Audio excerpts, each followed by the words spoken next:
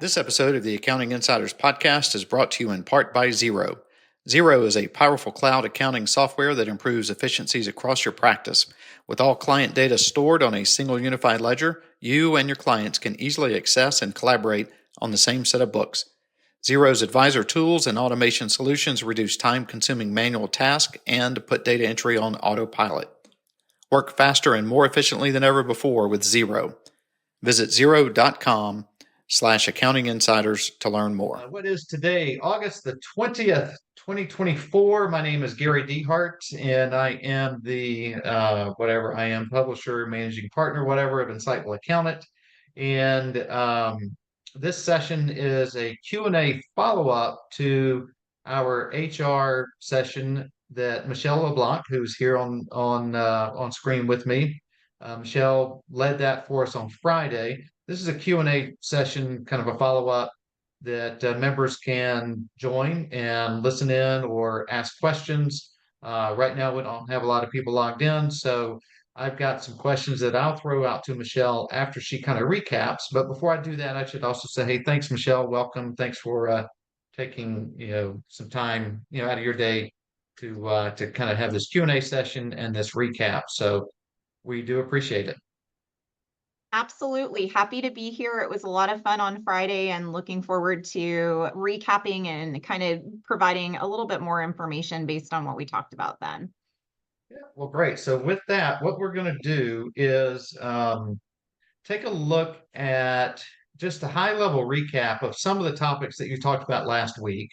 And then I have some questions just that I want to throw out based on some information that we kind of generated through some audience profile or reader studies over the past couple of years. This one may be a year and a half old, but so there's a couple of the poll questions. Let's look at those first. I mean, generally the topic. Actually, I wasn't there. I was at XeroCon. So maybe before we look at these poll questions, generally the topic of what you covered last week. Can you just give like a 2-minute summary, if that's possible? Sure. So this was kicking off a series of HR related content that we're going to be putting on over the next several months. And what we talked about mostly on Friday at a very high level were those things, there's really key elements that if we don't do them right out of the gate for small businesses, but specifically for accounting practices, that could really, really impact negatively your business. And we touched on a couple of high-level items. The ones that we really focused on were really trying to figure out for accounting professionals, where is it that you are struggling most when you have concerns about HR? And how are you feeling? What kind of impact is that having on your productivity? And then we talked quite a bit about onboarding and went through the explanation of what's the difference between onboarding, truly doing it successfully, and what some day one orientation may look like.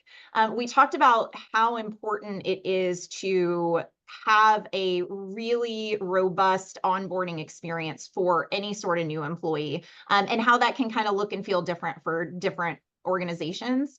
And then we touched on some tools that, are available, especially for small businesses, even solopreneurs. We don't want to inundate ourselves with technology, but in the absence of, needing a full-time HR support resource, there is a lot of technology out there that small businesses can use that's either free or very low cost that can help kind of supplement not having someone fully on board from an HR perspective, and just really trying to provide resources for these small businesses as best as we could. Great.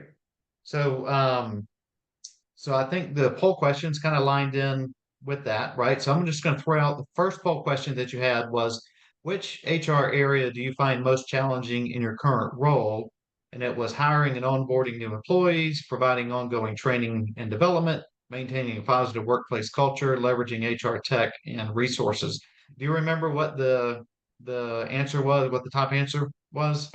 I believe the top answer we got was hiring and onboarding new employees was the biggest challenge. Okay. And so on that, you mentioned onboarding versus orientation.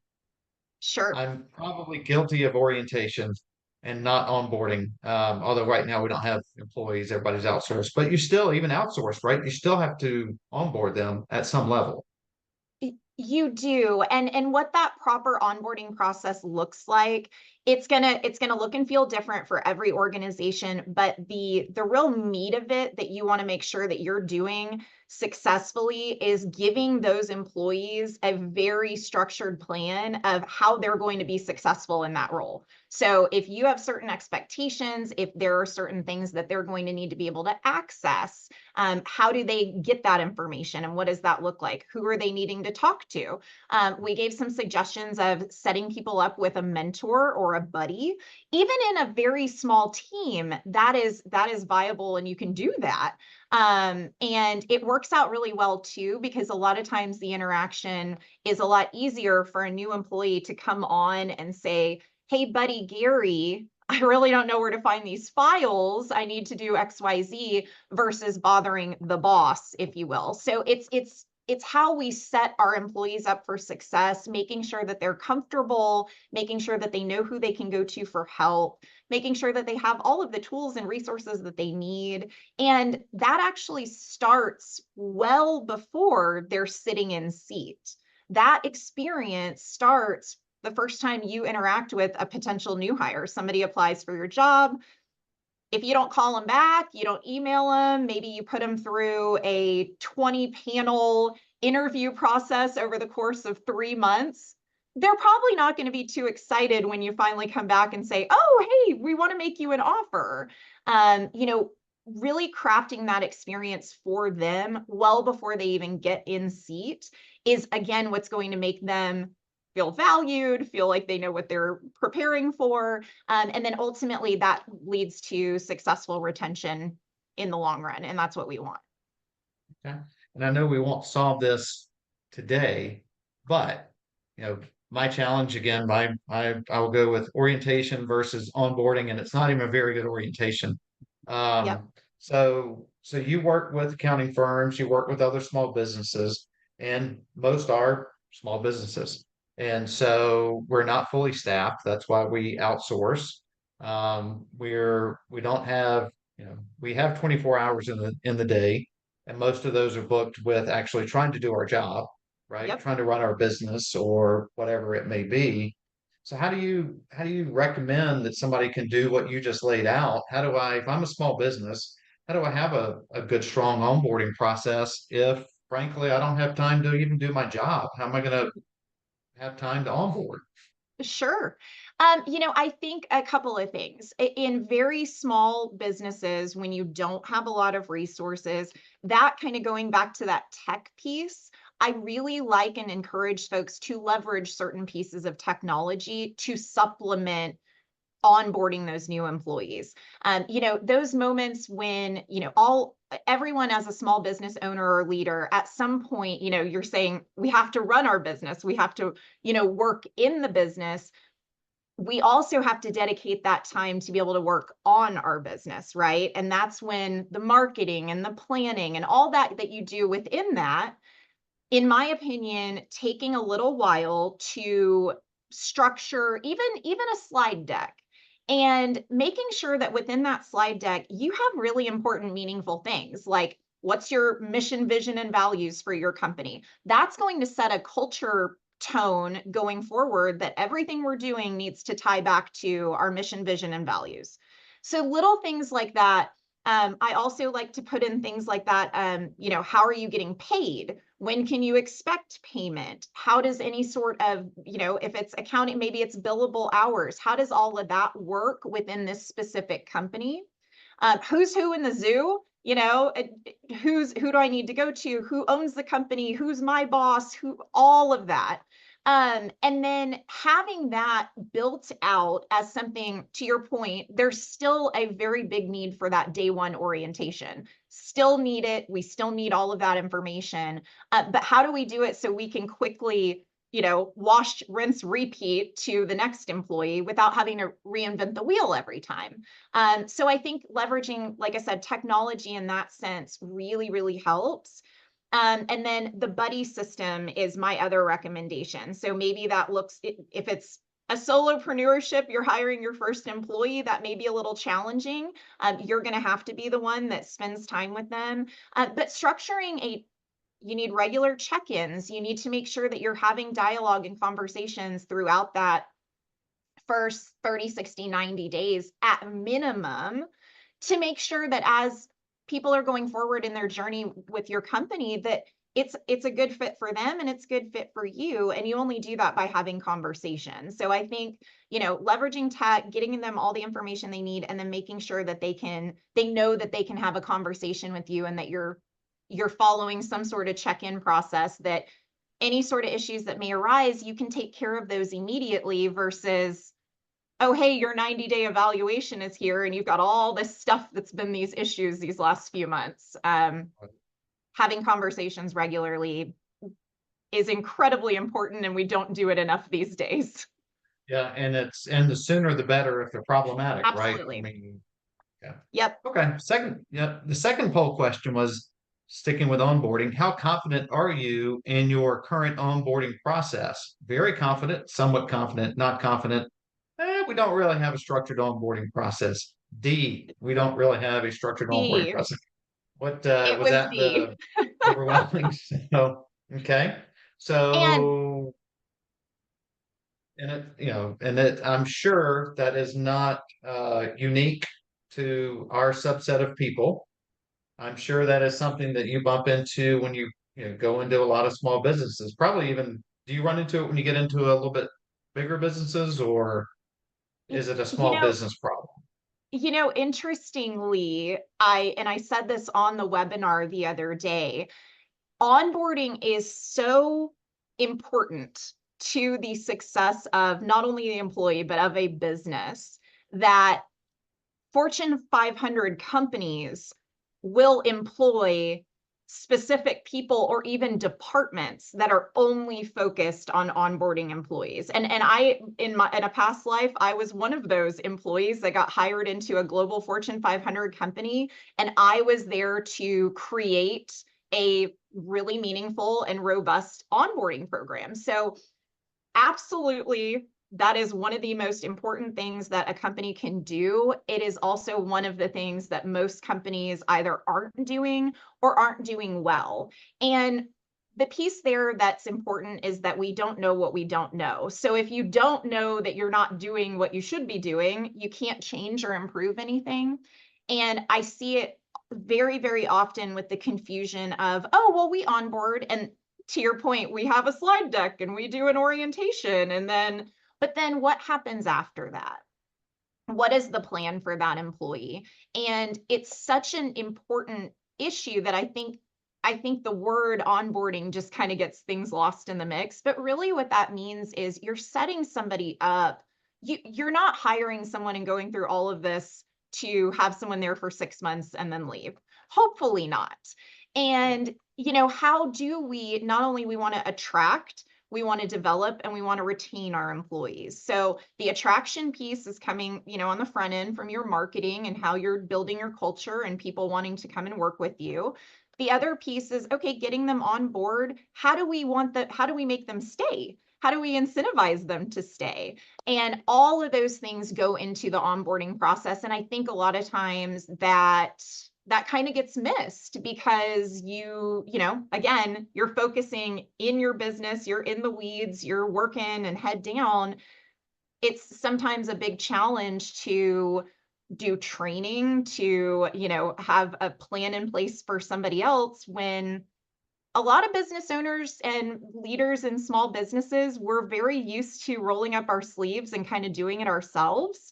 I think that's, a challenge that small business has in general, running really lean. And so it can be really challenging to kind of offload certain tasks and then teach other people how to do them. So once you get through kind of the first employee, kind of setting that precedent and setting that process in place that you can continually repeat, I think from a consistency standpoint, that's where kind of the magic can happen, and you only can get better at it.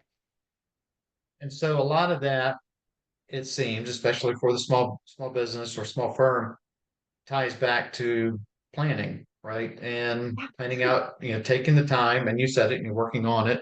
Um, Taking the time and making it important. So what I'm taking from this so far is if you're a small firm and you're considering onboarding someone, or if you have people, if they don't know your mission, vision, and values, if you don't have a plan in place, you're probably, well, one, you're not going to have a very good experience for your person coming in on board. Mhm. You're probably going to do twice as much work yourself trying to, because you're going to onboard them, you're going to tell them something, and then they're not going to remember it because you're throwing so much at them, right? Yep. And so, 2 days later, they're going to say, "Where was the bathroom?" Down the Yep. hall, take a right, first door on the left. And if you have a process, if you have a slide deck at a minimum, or I mean, it's so easy now to do a self-recording or screen captures Yep. that you should be able to build out pretty quickly or pretty easily. And I say should, I haven't done this. So just as you were talking, I'm like, oh, we need to do that. We need to do that because we use a Mhm. lot of outsourced labor. And Labor. I don't Yeah. want to call it labor, but we use a lot of outsourced resources. Two in the Philippines. We're about to bring one on in the UK. And we don't really have a good centralized location to go and find information. We don't have, and when it's like that, who do they call? You already said it. It's me. And, Yep. I'm doing my thing and now I have to deal with this. If we planned better, and had a central resource or a central depository of information that was Yep. well documented and well marked, it'd be a lot easier to say, oh, go check here, it's there. Read through that documentation, right? You hit the nail on the head, at least in my opinion, because I've done this in my own personal businesses and then for tons of clients, right? When you're talking about kind of that central place, that source of truth, where's the information? Where do we house all of our things? In small businesses, I think, and kind of leading into the tech piece, I think there are so many, resources out there from a technology standpoint that it can be incredibly overwhelming thinking that you need all of these robust things in place. But to your point, I mean, something as simple as, a Google Drive or a SharePoint, site, things like that. Maybe if you use Teams, there's folders within, Teams that you can share. I do something where I provide my clients a portal, if you will, and that's really just a drive that they have access to that we can share information. And it is very low cost or some free. And, for me, I always like to look at resources like that, especially for small businesses. You're not going to get all the bells and whistles that you might with a very expensive program, but you may not need it either. So things as simple as what you're talking about, Gary, like where do I find everyone's contact information? Where do I find the employee handbook? Where the client is wanting this information, where do we store those things? All of that needs to somehow be accessible to everyone that needs access to it, or easily being able to be found. And I think everybody will say, because I'll say it too, who has time to plan anything? Who has time to, when, you're constantly putting out fires, which is what entrepreneurship and small business tends to be like sometimes. However, the planning on the front end, I promise, will make, going forward so much smoother. And then again, you have that, whatever it is, slide deck, checklists, handbooks, employee guides. I love being able to provide extra resources to people. That way, they have some frame of reference, and then they can always come to me with questions. But hey, have you tried looking in this first? And then we can talk about kind of the next things. But I agree, especially having a place where we can direct people to, is an incredibly important part of onboarding, because you need to be able to have access to the resources within the organization without having to bother someone every 5 minutes to get a document or a login, something like that. And actually, as you were talking, this came to mind. It's a real life story, and it is I would say call it a warning for those hiring summer labor like my son. So he had this job this summer, loved it, learned a lot. And let's say he worked there, I don't even know. He was home from April. He probably started in late April up until a week ago. And I think he had been there probably 10 weeks. Came home one day, he was like, yeah, I just found out today that I'm supposed to clock out when I eat lunch.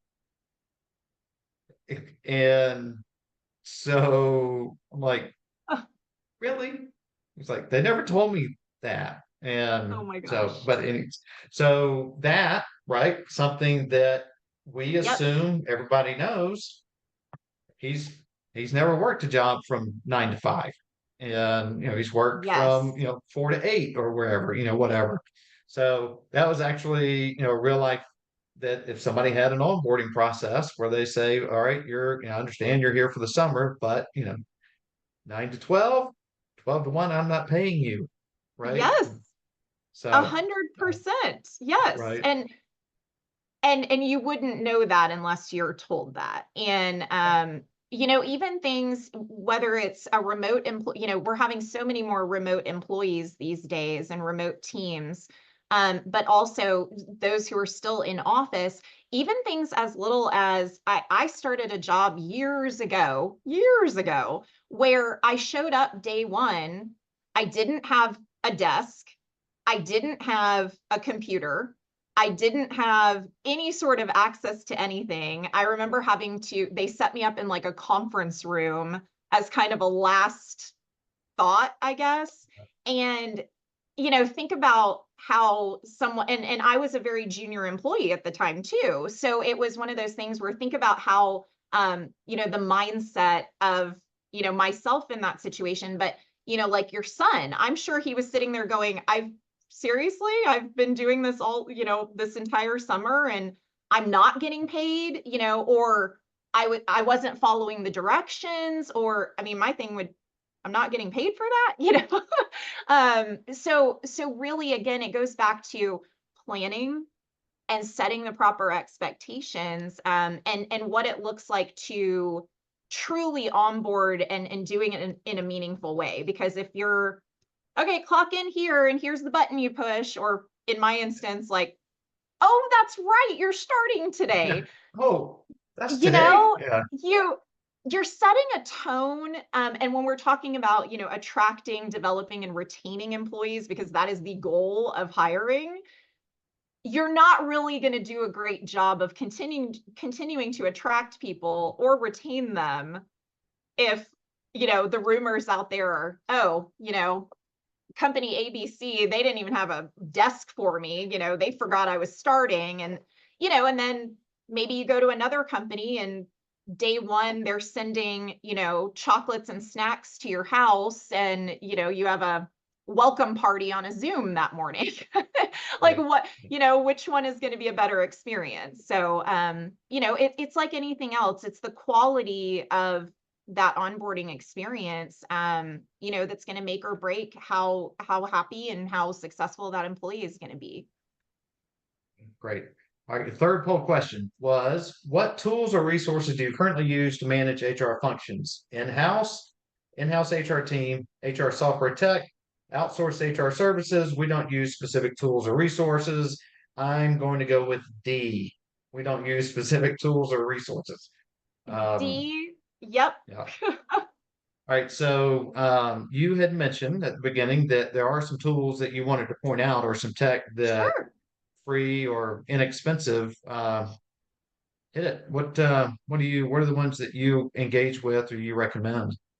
Sure. And a lot of these, these don't take these as, plugs, because no one pays me for them yet.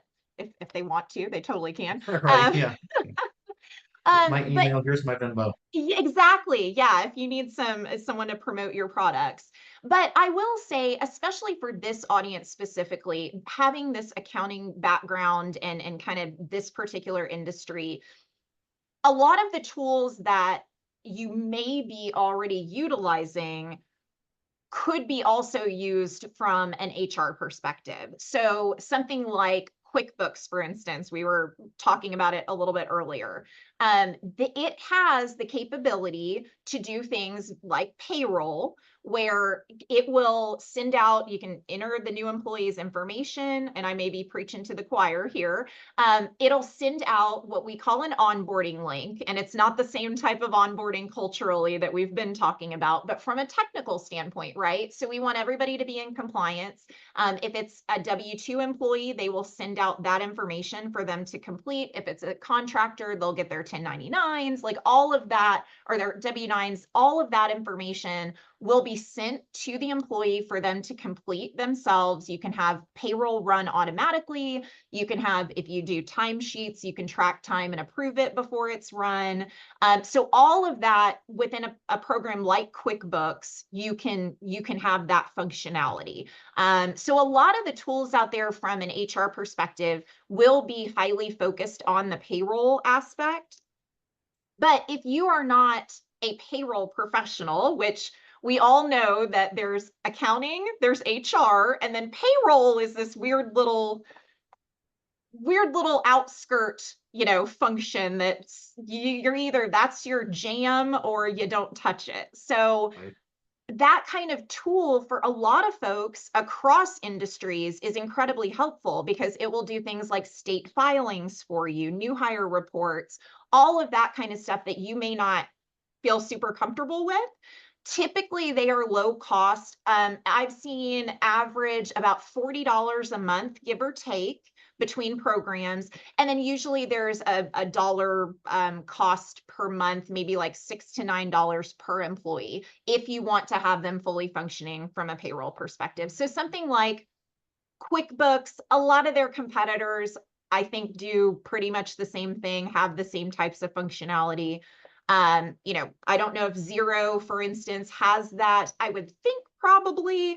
I know ADP and a couple of other larger ones out there Mhm. also do the payroll aspect. So that's something that a lot of clients of mine, and just in my own experience, utilize, because that's one thing you can automate and you don't necessarily have to pay a whole lot of attention to it. Yeah. And it keeps you in compliance. There are a couple of HR specific platforms out there that are cloud based, that are very low cost, that not only do that functionality from a payroll perspective, but they can also take it a step further to track things like training and development initiatives. So there are platforms out there. There's one called BambooHR.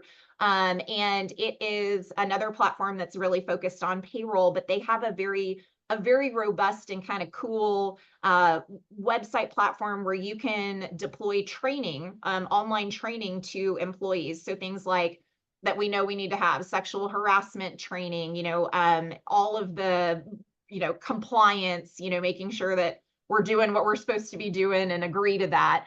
All of those things can be deployed and tracked through there as well. Some neat functionalities that those platforms typically have also is you can do performance review tracking through there. You can deploy questions, you can have everybody answer certain survey questions. So pretty much anything that you could think of that may be an HR function. These platforms out there, Bamboo HR, Gusto, it's Gusto, is a very, very popular one. All seem to be fairly similar in functionality, fairly similar in cost.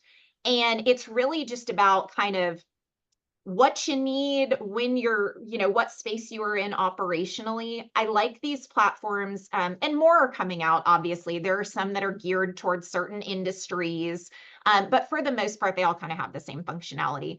And I like them because you don't have to be an HR professional to do these, to function within the systems. And that's the point. So they have different tiers of support, right? And even some of them have where you could pay a premium, and if you need something, you could get on the phone with someone like myself or someone from my team and get certain questions answered. So I love a lot of those platforms out there for that particular function, especially for teams that, you can't justify the cost of having, a full-time HR support, or even someone like, me from our firm, that, you don't need that person all the time. You may not even need them once a month, but it's nice to have it if you do have questions to talk to a real person as well. Right.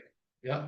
So I'm going to plug ADP. So ADP has their Accountant Connect program, which for our audience, we're accountant focused. Yeah.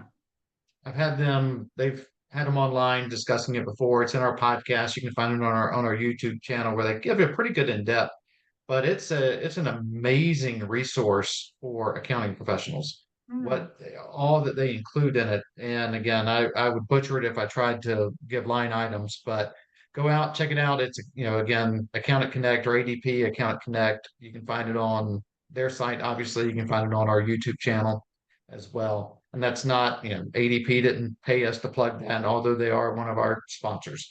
It's just I've had multiple conversations about that product with them, and it's free. The accountant's favorite price. It's free, and it's a super deep resource. So, in closing, how do people find you again? Because what you do for a living is you don't just talk for free. So what you do for a living, you're an outsourced HR professional. So you work with accounting firms and small businesses. Sometimes you work with accounting firms clients who you're referred to by accounting firms, right? Correct. Yes. So our focus is really on small business. So small business, we have a big focus right now in the accounting space, like you said, through both subcontracting for accounting firms as well as accounting firms coming directly to us. But focusing on small business, and it's really across industries who I like to work with. And our niche is really that really smaller but scaling business. So you have questions on, okay, we're ready to take the next step and we need to hire XYZ. I get a lot of clients that are really looking to build the foundations of what their HR should look like at the beginning of, their startup or within their first 2 to 3 years. But yeah, really focused on small business. Our firm is called Evolved HRX. We have a website, evolvedhrx.com. And we also provide, free discovery calls if there's any, thing that people want to run by, somebody, especially folks through this platform. We definitely give, preferential treatment to anybody that might need some extra support or help for sure. Fantastic. All right. Well, Michelle, thank you so much. It turned out to be we were going to go, well, we'll just go for a few minutes, but we just kept going. That very insightful. Again, we certainly appreciate and appreciate the insight that you do bring from an HR perspective, even though it's probably something that's on everybody's list of, gosh, I know I need to do something about it, but it's my priority down Getting pushed here. down.